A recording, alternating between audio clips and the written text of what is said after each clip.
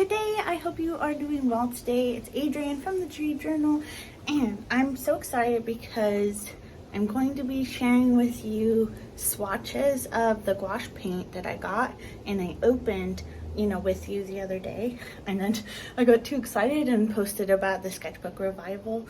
Anyway, I bought this gouache because there was one sketchbook revival class that didn't require, but said you could use it on. And then also there's a course that I want to do that is all gouache. And anyway, so I got this cheap gouache from Amazon. I'll link all the things below, of course, including my Amazon store. There's Benjamin. You haven't seen him in a long time. We're on our little porch. Anyway, yes, so I have never really done a video like this.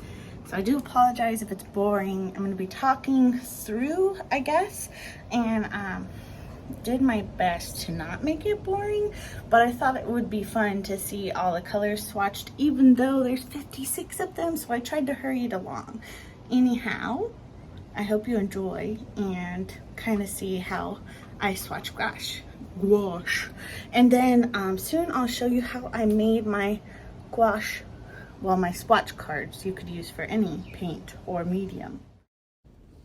We're making swatches with my brand new TWOL gouache, and this gouache is a water-based gouache. What is gouache? Gouache. What is gouache? It is an opaque watercolor. There is also acrylic-based gouache, which is not what I'm using, so remember that. So the TWOL gouache is a really cheap brand that I found on Amazon. A lot of people use the brand Himi, H-I-M-I. After doing some research on manufacturing stuff, I believe they're actually the same thing. I could be wrong, but they look exactly the same. In any case, I think going cheap sometimes for something you're not sure about is a good plan. This was really, really cheap compared to some other ones that I saw, and it came with 56 colors, so why not? It was hard to turn down. So what is swatching? If you're watching the video, it is putting a bit of color on a card so you can refer back to it later. Here I was writing down the name of the color, putting one layer down of the color, waiting for it to dry, and then putting a second layer on. As you can see, some colors are more opaque than others, and putting the second layer, it just kind of showed me which ones work better with multiple layers or not. I just thought it would be helpful. I think swatching your new mediums is so important because a lot of times brands will have the same colored name, just if that makes sense, the same name for a different color. Okay, so you're looking at Prussian blue and you use one brand paint and another brand paint and they look different. So I think it's really important to swatch every medium because you really want to know what color you're going to be using.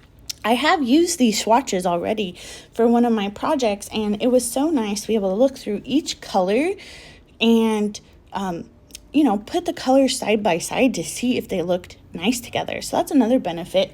I recently saw swatches like this go around Instagram and stuff because there is a class called Fodder School. I'm not taking the class. I just saw this going on, and so I was like, oh man, that's a great idea. So I decided to swatch my colors in this way so that these swatches are, movable and I can put them side by side. So my experience with gouache is, none really. I mean, I've used it like twice now, 3 times if you count this swatching.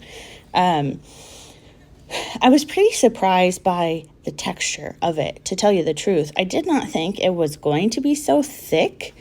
I mean, it makes sense because it's supposed to be opaque, but I found it to be really close to how acrylic is, and it kind kind of behaves a little bit like acrylic, except if you put water on top of it after it's dry, it's going to reactivate and mess up, you know, whatever was dry. So when I was doing these 2 layers, I had to be really careful not to reactivate the bottom layer. After having actually tried the gouache on a project, I struggled a little bit. It is thick. So something you can do is add a little bit of water at a time and try to get the consistency as thin as you need it in order to spread well, but not lose the opacity. That is a big deal and can easily happen. For me, using this gouache, I found that the texture of the consistency of melted ice cream seemed to work pretty well. Overall, I think this was a great purchase for 56 colors and for a beginner kit. I so far recommend it and am looking forward to experimenting with it more. So stay tuned for my next video, which I plan to share how I made these swatch cards. All right, Benjamin and I will see you later. See you on the next one. Bye.